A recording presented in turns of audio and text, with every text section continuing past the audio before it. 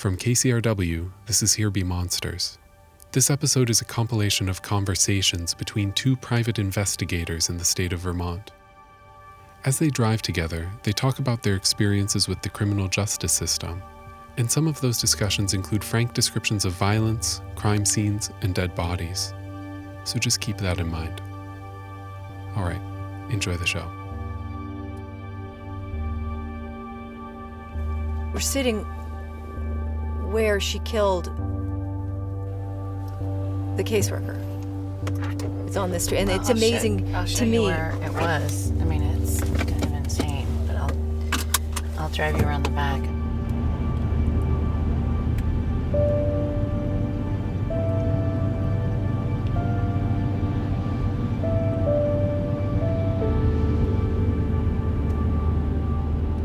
So this is where she was, and this building right here.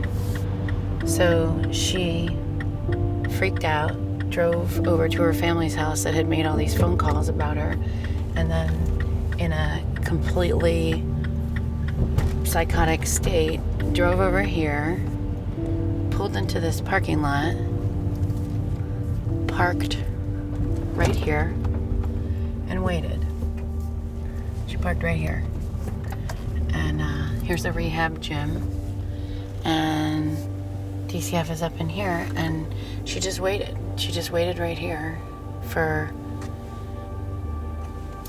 the worker to come out, and then turned the car off and ran across the parking lot with a gun and just took her out right there. And This is the caseworker that was in charge of her case with her daughter. yeah, and part of it was that the child was being returned to go be brought up by the father, who had been super abusive to her, and nobody had actually looked into him, but was just instead kind of giving this 8-year-old back to this guy. And so part of her trauma was like, this is what happened to me as a child. So she completely lost it.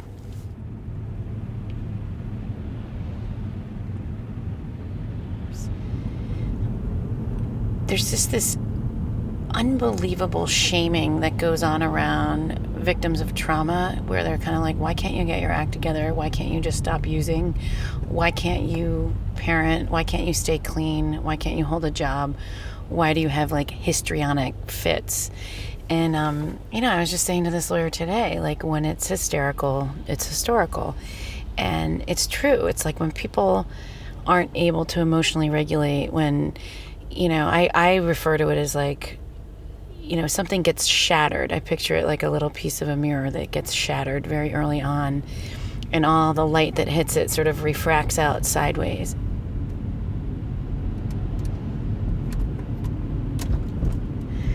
You can only see so many pictures of people's arms blown off and brains splattered and feet that have, turned purple and white, dead bodies. I mean, there's only so much of that you can do day in and day out without either hardening or getting completely despondent and pulled under by it. And But do you think that you're... actually, this is really stupid, but will you pull over here for a second and stop the car? Mm-hmm.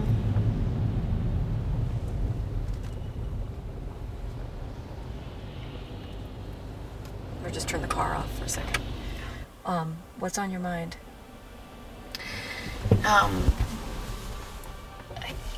Just you asking these questions makes me have to really reflect on how this work really has deeply affected me. And my family keeps asking me, like, why don't you do a different job? Like, why don't you, if you were working in a flower shop or if you were teaching kindergarten, it would be challenging, but like it wouldn't be challenging on this level. And why are you so drawn to this level of, sort of hyperbolic life suffering? Like, why are you in and out of jails like 4 or 5 days a week? Like, why why are you doing this work? And I guess after you've been doing it for like almost 20 years, you start to understand the patterns and you start to understand the questions, and you actually get really good at connecting the dots and figuring out the narratives. And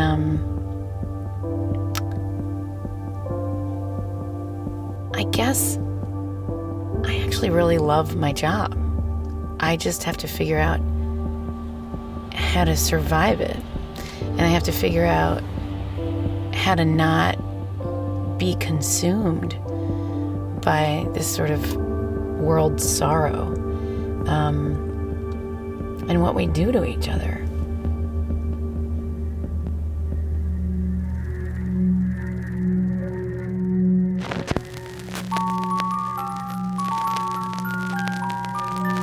Here Be Monsters, the podcast about...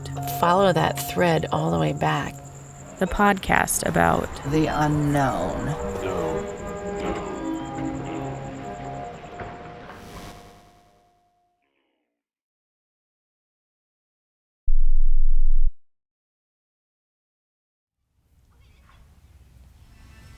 There's no town that you can drive through in this state anymore that you haven't done a case in, pretty much, right?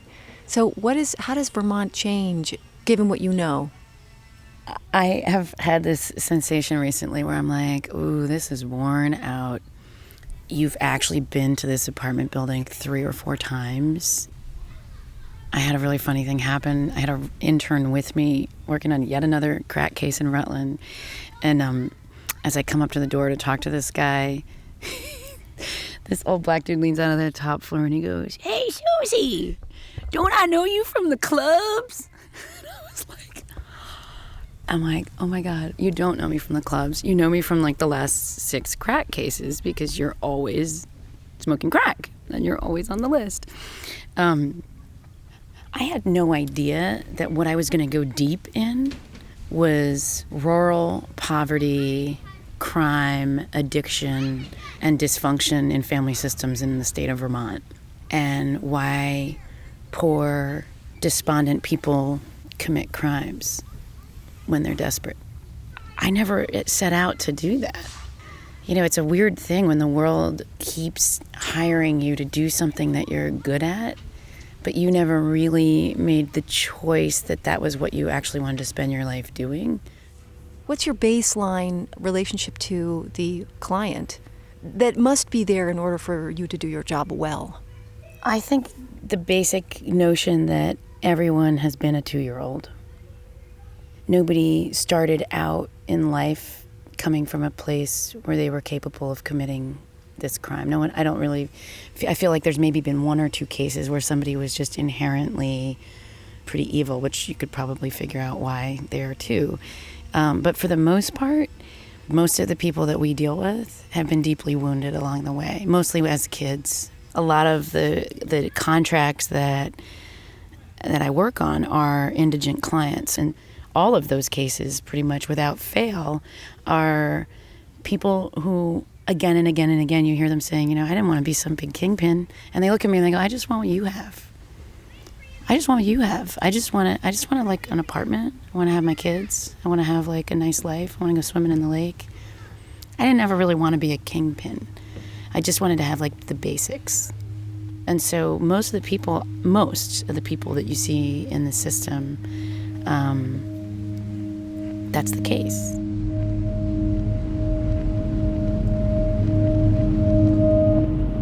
How do you, it's been now, I don't know, a month, 2 months now since the sentence? November, so it was, it was like 3 months.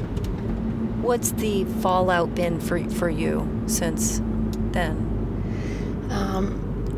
I went to see our client the morning after she was sentenced to life without parole. It felt really, really important to just show up. So I went to see her the next day, and she wasn't surprised. And what was it like for you? I felt despondent. I felt, I actually went home and just lay down on the floor of my living room, and I couldn't really move. And I felt detached and kind of, I don't know, it was weird. My daughter, who's 14, said, "Mom, I think you've been possessed. I think that she's kind of taken over your mind and your body the last couple months." I'm like worried.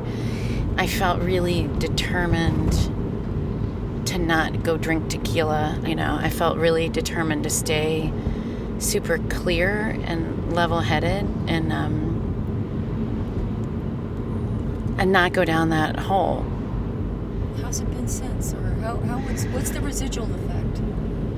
I've had to put myself at arm's length because I don't know that I can be in the trenches without it having like a huge personal toll on me. I think there is such a thing as vicarious trauma, and I was feeling it, and there is such a thing as compassion fatigue, and I was feeling it, and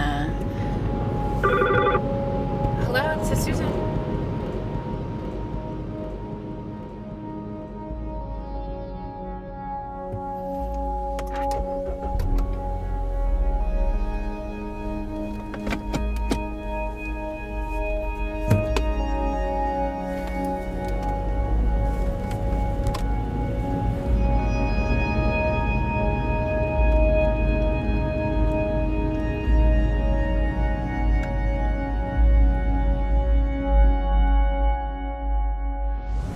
We're back in the car. We've picked up Lena, who is Susan's daughter.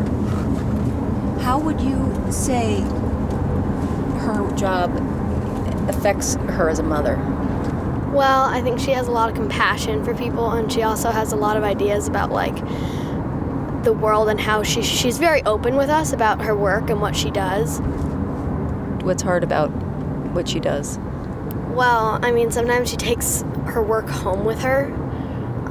Sometimes she'll hear something really awful or have to spend all day dealing with people who aren't really generating positivity, and it kind of comes home with her sometimes, and it makes it harder to like just be sunny when she comes home, and she's a little bit yeah, I would just say that. It's almost like there's the A storyline and the B storyline. So the A storyline is, I actually remember one day in particular, when Lena and Raz were in kindergarten, they had this great kind of hippy-dippy teacher, Ronnie, who would build ovens and teepees, and she'd bake maple syrup, and you would get the snack bucket, and the snack bucket would come home with your kid, and you fill it up with a healthy snack, and the kid brings the snack bucket to kindergarten. And there was one day that I was meant to go to this crime scene and deal with blood splatters, and it was like a really, really awful, gruesome murder that had occurred, and they wanted to take pictures of this whole thing. And I'll just never forget assembling the snack bucket and dropping Lena at kindergarten, and everybody's in there like, "Hello, everybody," and and everybody's like singing their little song and saying good morning, and they, is that the wrong song? What was the song that Ronnie used to sing at the end of the day? Clean up, everybody. Do the share? Yeah. No, but I just remember there being this like, wow, I am gonna leave this little bucolic little world of fairy houses and elves, and everyone's boiling maple syrup, and then I'm gonna get in my car and I'm gonna go to this completely brutal crime scene and measure blood splatters and take photos of blood smears all over the wall of a place that somebody was brutally murdered, and then I'm going to get back in my car and go pick up all these little elves with their snack bucket at the end of their day and try to be sunny. And I feel like somebody's whole life is like weighing on me.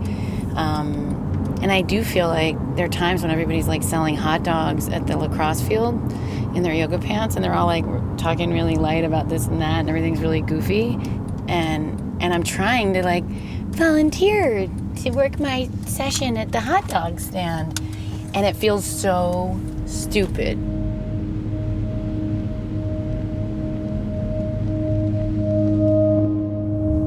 Some days I wonder if I should have been a yoga instructor so that when I came home at night, I could be sunny. I could come in the door and I'd be all these receptor sites of like Zen, peace, and goodness would be all like replenished.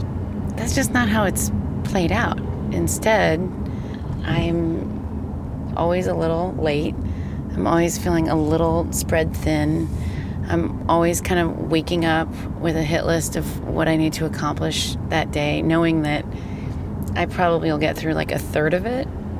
My kitchen's always got some dirty dishes. There's always a load of laundry that I have to wash again because it's molded in the washing machine because I forgot to put it in the dryer. And I'm okay with that. At this point, I'm kind of like, you get old enough to kind of be like, oh, this is actually my life. This is actually what it looks like. I'm not going to be the Zen mom. I'm going to be me.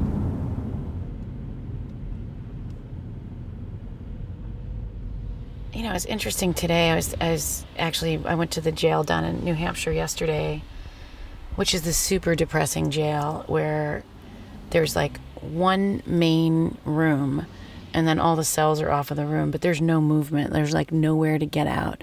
So you feel like all of these guys in orange jumpsuits are all in this one big room together, and they feel like they're at the zoo. I mean, it's like you've taken a bunch of, you know, animals and put them all into this one room and there's nowhere to go and they're never allowed outside.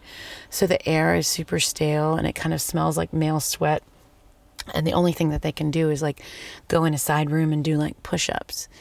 And you see everybody sort of spiral down in that place. And it's anywhere that they aren't allowed to go outside, it's like they start to spiral down. And when you're in that room, it's an attorney room, there are these windows on the room. So it's your client sort of sitting in front of you, and behind their head is this sort of triptych of guys in orange jumpsuits living their lives and like eating their lunch.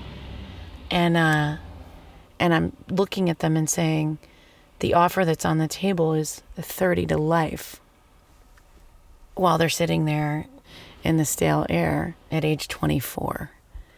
And it's like, that reality is just, it's staggering. And so to kind of, I don't know, sort of like follow that thread all the way back. Like if we don't deal with what happens to us as we go along, we end up with this like bloody mess of a disaster sometimes, not always, but sometimes we do. And then once that's happened, there's no going back. Like once the horrible crime or somebody's pulled the trigger, you can't rewind that. You can never take that back. And you just sit across the table and there's nothing else to say. It just is what it is. And then you take your notebook and your laptop and you get buzzed out and you walk outside and there's like sun shining and there's a little hawk that flies over, and you get in your little car and you go home and you cook dinner. And yeah, it's and we're all eligible for all of that. I mean, that's the amazing thing. It's like when somebody, you know, suddenly gets diagnosed with cancer and they see this big gaping hole of like, oh wow, I'm mortal. You know, I'm actually eligible. Like none of us are going to get out of this alive. There's this very funny existential moment of realizing how brief and fragile it all is. And then you're actually just terrified. I mean, I guess when you are working from your deathbed backwards, you're kind of like, what was worth it? Like, where did the meaning come from? Like, what was really worth it?